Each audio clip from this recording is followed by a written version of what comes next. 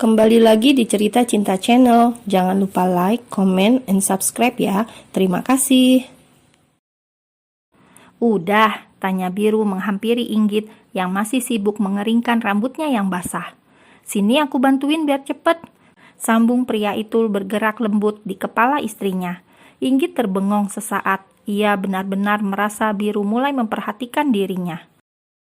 Ini orang beneran perhatian atau modus sih? Inggit bergeming, membiarkan laki-laki berstatus suaminya itu dengan telaten mengeringkan rambutnya.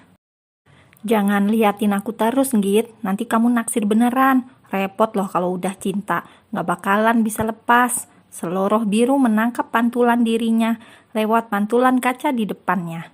Inggit gelagapan sendiri, terciduk tengah memperhatikan pria itu. Ayo pulang, ajak Inggit mengalihkan pembicaraan. Ikut ke kafe aja ya, sekalian makan di sana. Laper kan? Inggit mengiyakan. Menghabiskan waktu di kolam memang cukup membuat perut gadis itu keroncongan. Motor mereka melaju membelah jalanan. Cukup dengan waktu 17 menit, pria itu menepikan motornya di sebuah parkiran khusus karyawan. Mereka masuk, nampak sambutan hangat dari teman-temannya. Berhubung waktu menjelang maghrib, Al langsung pamit ke bilik belakang. Kemana Al? Tanya Inggit bingung. Udah ada panggilan, sebelum mulai kerja curhat dulu sama yang di atas, ucap pria itu seraya menanggalkan jaket dari tubuhnya. Ayo, sebelah sini kamar mandinya. Iya, anggukan Inggit berbarengan dengan ayunan kaki mengekor pria itu. 3 rakaat ia tunaikan berdua. Ini adalah sholat bersama pertama mereka, perdana setelah dinobatkan menjadi pasangan halal. Ada rasa haru dan tenang, hingar-bingar dunia seakan sirna berganti dengan kedamaian. Saat pria itu mengulurkan tangannya, refleks Inggit menyambut dengan segera. Sentuhan hangat di atas punggung tangannya langsung menarik 2 sudut bibir pria itu. Spontan bergerak membalas dengan memberikan jejak sayang di keningnya. Jeda, ada rasa yang berbeda. Pergerakan mereka sungguh seperti layaknya keluarga harmonis yang nyata. Sayangnya momen itu dilakukan saat berpacu dengan waktu harus bekerja. Mereka berdua bergegas keluar dari bilik itu. Cie, Biru bawa siapa nih? Ledek salah satu teman Biru di sana. Kenalin, dia orang yang paling spesial dalam hidup gue. Inggit ucap Biru terpotong. Inggit, salam kenal semuanya. Gadis berparas ayu itu mengangguk sopan seraya menjabat tangan. Kenapa? Ini bukan di kampus. Gak harus ditutupin kan? Lagian emang bener kamu istriku. Gak salah kan kalau aku ngomong gitu? Inggit sempat kaget mendengar penuturan pria itu. Namun tak bisa dipungkiri, ada perasaan yang hangat di relung sanubari terdalam. Apa itu tandanya Biru sudah siap dan serius dengan hubungan mereka? Bagaimana kalau banyak orang yang tahu dan pria itu berubah? Apa itu tidak lebih dari menyakitkan? Al, mau sholat dulu, bareng yuk. Ajak seorang cewek berambut sebahu. Alhamdulillah udah, bisa bergantian dengan yang lainnya. Oh, dia siapa? Kesini bareng kamu? Tanya perempuan itu meneliti Inggit dengan seksama. Sekilas pandang perempuan itu terlihat tak suka. Raut wajahnya yang sinis mampu menyiratkan isi kepalanya. Namun Inggit tak ambil pusing. Ia bersikap ramah ala kadarnya. Git, kok bengong? Kamu belakangan ini suka melamun. Santai saja, kamu duduk di sini. Di sini orangnya ramah-ramah kok. Nanti kamu duduk aja nungguin aku perform sambil pesan makanan. Oke sayang, keseleo. Maksudku besti. Jadi kamu beneran kerja di sini? Aku ragu sama suara kamu itu kalau nyanyi. Inggit terlihat menyaksikan kemampuan cowok tampan berstatus suaminya itu. Belum pernah denger ya. Gini-gini jago buat orang baper loh. Nanti aku bawain lagu deh buat kamu.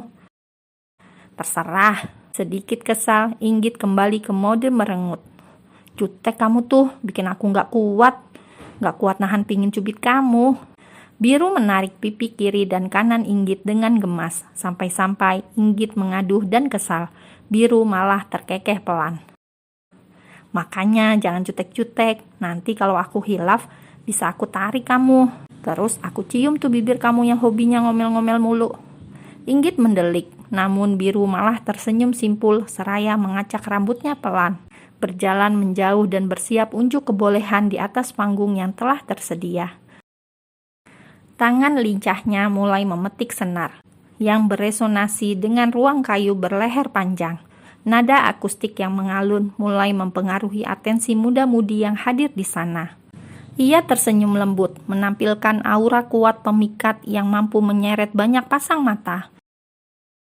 Pekikan dari gadis sebelah yang kagum dengan penampilan pria itu mulai mengusik indera penglihatan Inggit yang sedari tadi menahan kagum untuk tidak memperhatikan seseorang yang sedari tadi menyorot ke arahnya. "Kenapa tadi nggak pesen makan? Katanya lapar. Ini udah malam banget," protes pria itu setelah menyelesaikan perform hampir pukul 9:30. "Kamu juga belum makan. Aku nggak mau makan sendirian. Sementara kamu sendiri kerja buat hidup kita." Nggak nyangka Inggit berkata demikian. Hatinya mengucap syukur. Ternyata pilihan orang tuanya tidak pernah salah. Inggit bahkan tidak takut kesusahan hidup dengannya. "Maaf membawamu hidup susah. Seharusnya kamu bisa hidup lebih baik. Kalau saja sejak awal aku tidak berulah." Jawab Inggit dengan gumaman. "Pakai jaketnya dulu. Udara malam tidak baik untuk kesehatanmu." Biru lekas menyampirkan kain hangat berbahan katun itu ke bahunya. "Tapi kamu juga perlu. Lebih baik kamu yang pakai. Di depan lebih dingin." "Aku kuat menahan dingin, tapi aku nggak kuat menahan jauh darimu. Sebagai gantinya, peluk aku dari belakang. Impas kan?" ujarnya tersenyum. Ada maunya, dasar kang modus." Biru terkekeh. "Ayo cepet naik, cacing di perutku udah berdemo, kita terlambat makan malam." Inggit mengiyakan. Gadis itu pikir Biru akan langsung membawanya pulang, dan mereka akan terlibat kegiatan rempong di dapur. Ternyata tidak. Biru menepikan motor mereka di pinggir sebuah angkringan. Warung bertenda yang hanya buka semenjak petang itu menjadi tempat singgah makan malam mereka. Suasana ramai lebih didominasi anak cowok yang nongkrong. Inggit tidak terbiasa dengan tempat itu. Tentu ia merasa bingung. "Sini, gak usah takut, kan ada abang. Coba duduk sini deh. Kita nikmati makanan yang pastinya kamu belum pernah ngerasain kan?" Biru memesan 2 gelas wedang jahe, 2 bungkus nasi kucing lengkap dengan beberapa tusuk sate telur puyuh. Biru benar, walaupun kelas ekonomi Inggit di bawah jauh keluarga Biru, namun gadis itu tak pernah menginjakan kakinya di angkringan. Ini mungkin yang pertama bagi gadis itu, dan cukup berkesan, unik dan tidak terlalu buruk. "Kamu sering ke tempat kayak gini?" tanyanya bingung. Pasalnya, setahu Inggit, Biru tipikal cowok berduit. Jadi sepertinya mustahil bila sering jajan di pinggiran kayak gini. "Sering sih enggak, tapi enggak jarang juga datang menghabiskan waktu bertiga dengan Nathan dan Devan. Ya kita nongkrong aja kalau enggak ke klub. Ya di jalan kayak gini, kamu pasti enggak kaget lah. Coverku kan emang identik dengan kebrengsekan yang mendominasi. Haha, makanya kamu benci banget ya sama aku." Terang Biru panjang lebar. Inggit tidak menanggapi. Bingung lebih tepatnya. Malam semakin larut, tapi justru warung semakin ramai. Banyak anak-anak yang nongkrong di sana. Tak jarang mereka saling menyapa atau bertegur sapa. Rupanya pria itu juga banyak yang kenal dengan anak-anak yang jajan di sana. Saat Inggit tengah menghabiskan di suapan terakhir, handphone gadis itu bergetar. Sebuah notifikasi pesan masuk. Ternyata ucapan selamat malam dari Ares. Terlihat banyak panggilan di sana. Sepertinya pria itu sedari sore menghubungi Inggit. Namun karena handphone Inggit silent dan getaran tadi tertimbun musik kafe, membuat ia tidak notice dengan panggilan yang ada. "Siapa?" Biru mengintip saat gadis itu membuka pesan.